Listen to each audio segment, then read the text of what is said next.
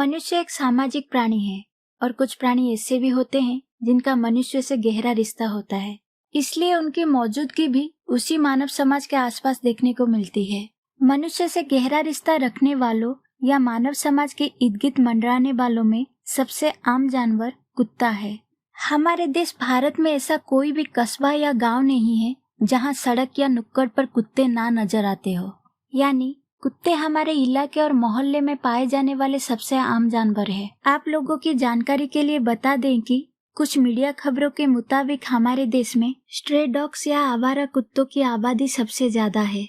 आवारा कुत्तों की अप्रत्याशित रूप से बढ़ती संख्या को देखते हुए हमारी केंद्र सरकार और विभिन्न राज्यों की सरकार ने इस मुद्दे को प्राथमिकता देते हुए कई सकारात्मक कदम उठाए हैं। देश की विभिन्न राज्य सरकारों और नगर पालिकाओं द्वारा आवारा कुत्तों की आबादी को नियंत्रित करने के लिए स्टेरिलाइजेशन या बंध्याकरण कार्यक्रम शुरू किया गया है। इस परियोजना के तहत देश के विभिन्न राज्यों में कई पशु चिकित्सालयों का निर्माण किया गया है और इन अस्पतालों में आवारा कुत्तों की स्टेरिलाइजेशन या बंध्याकरण का कार्यक्रम लगातार चल रहा है। इस परियोजना को शुरू करने का हमारी सरकारों का मुख्य उद्देश्य यह है कि आवारा कुत्तों की बढ़ती आबादी के कारण समाज का संतुलन बिगड़ने न पाए और इंसान और कुत्तों के बीच कोई संघर्ष न हो।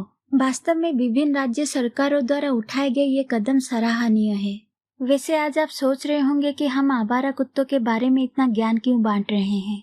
आज के वास्तविक मुद्दे पर आने से पहले हम आप लोगों को एक मजेदार तथ्य पर पुनः निर्देशित करना चाहेंगे।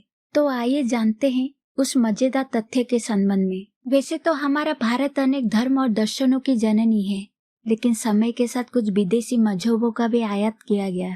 क्रिकेट उनमें से एक है। वैसे तो क्रिकेट खेलते समय कई सारे पर्सनल प्रोटेक्टिव इक्विपमेंट का इस्तेमाल किया जाता है। इन उपकरण में सबसे महत्वपूर्ण है अब्डोमिनल गार्ड और हेलमेट। लेकिन क्रिकेट से जुड़ी एक पुरानी और मजेदार बात यह है कि अब्डोमिनल गार्ड का इस्तेमाल पहली बार 1872 में और हेलमेट का इस्तेमाल पहली बार 1974 में किया गया था। यानी इंसान को यह समझने में 100 साल लग गए कि सिर भी उतना ही महत्वपूर्ण है। वास्तव में यह तथ्य काफी हास्यास्पद होने के साथ साथ मनुष्य की दूरदृष्टि की कमी को भी उजागर करता है। तो आइए अब आज के वीडियो के मुख्य मुद्दे पर आते हैं, जिसमें हमने अपनी सरकारों की दूरदर्शिता की कमी को पूरी तरह से उजागर किया है।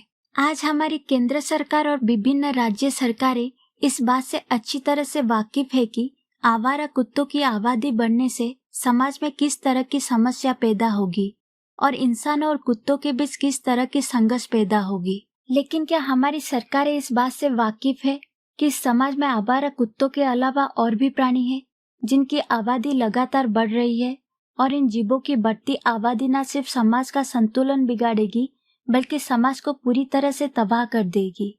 यहाँ सोचने और ध्यान देने वाली बात यह है कि अगर समाज में आवारा कुत्तों की संख्या बढ़ती है तो क्या सभी आवारा कुत्ते मिलकर भविष्य में अपने लिए एक अलग प्रांत या देश की मांग करेंगे?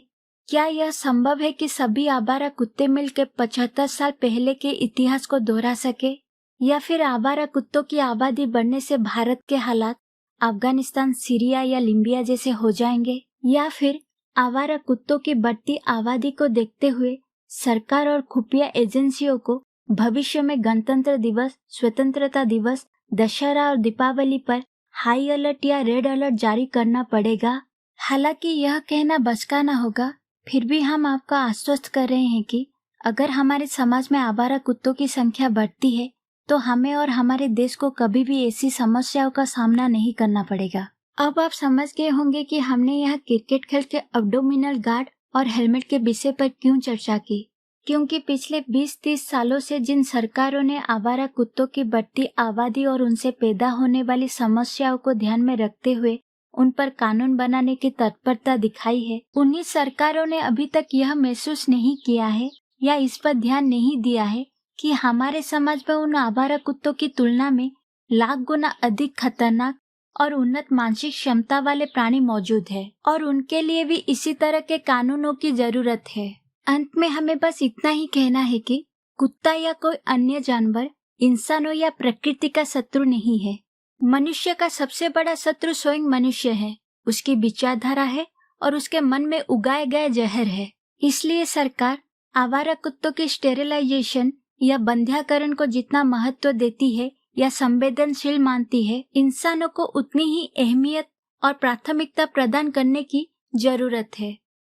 आप इस बारे में क्या सोचते हैं? कमेंट बॉक्स में जरूर बताएं। वीडियो को लाइक और चैनल को सब्सक्राइब करें। जय हिंद।